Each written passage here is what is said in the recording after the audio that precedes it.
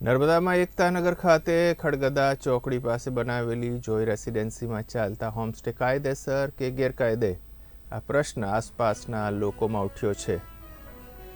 નર્મદા જિલ્લાના ખડગદા ચોકડી પાસે ઘણા વર્ષ પહેલા જોય રેસિડેન્સી સોસાયટીનું નિર્માણ કરવામાં આવ્યું હતું, જે મકાનો રહેણાંક હેતુથી બનાવવામાં આવ્યા હતા.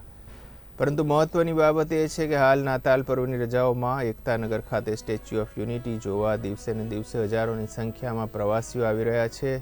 જે પ્રવાસીઓ આ સોસાયટીના રહેણાંક મકાનોમાં રૂપિયા ખર્ચી રોકાઈ રહ્યા છે. સોસાયટીમાં જે મકાનો બનાવવામાં આવ્યા છે તે મકાનના માલિકોએ ઠેકેદારોને આ મકાનો હોમસ્ટે તરીકે ચલાવવા માટે આપ્યા છે.